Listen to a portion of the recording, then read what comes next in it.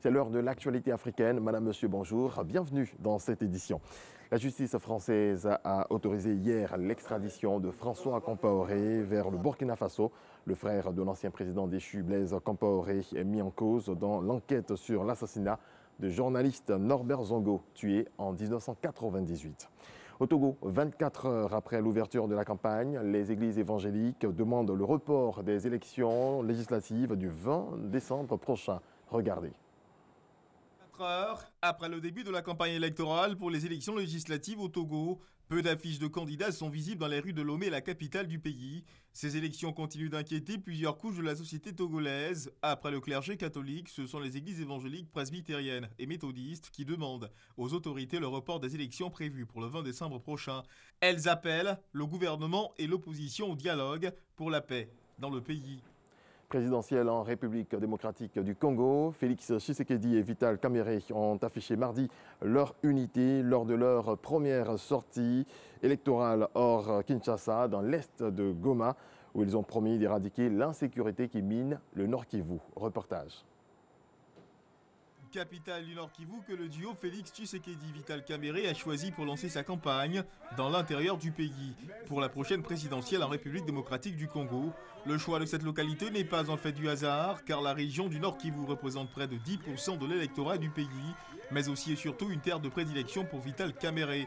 L'occasion pour les deux opposants d'afficher leur unité dans l'espoir que les électeurs de Vital Kamerhe se reportent sur Félix Tshisekedi, aussi de tenter de faire oublier leur dissidence de l'accord de Genève, incomprise par certains.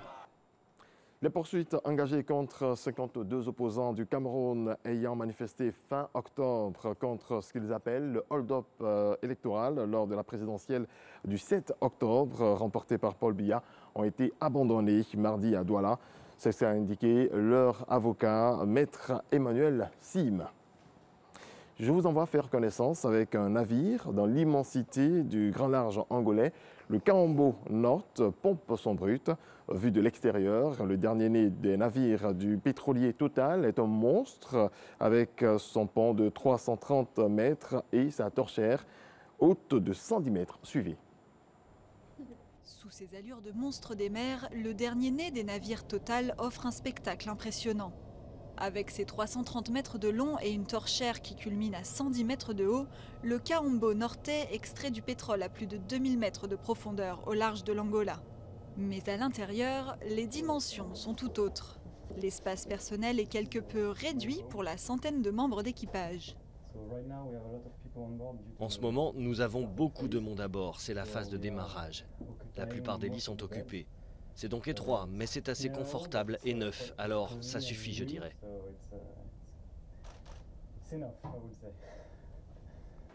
Et lorsque chaque mètre carré compte, cuisiniers et agents d'entretien jouent un rôle clé dans le bon fonctionnement du navire.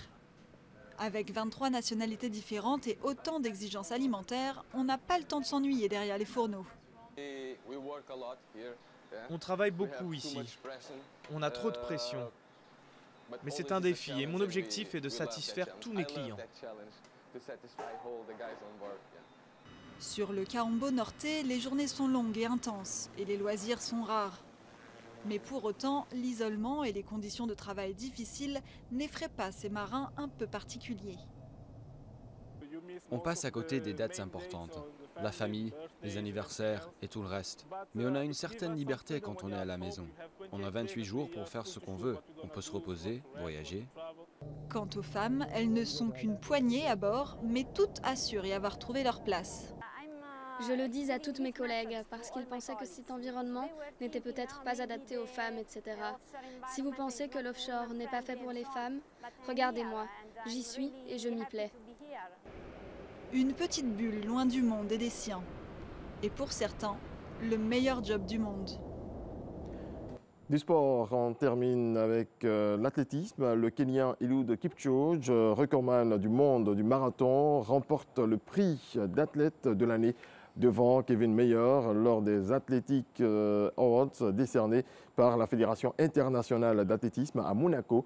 Côté femmes, le titre revient à la Colombienne Catherine Ibargüen.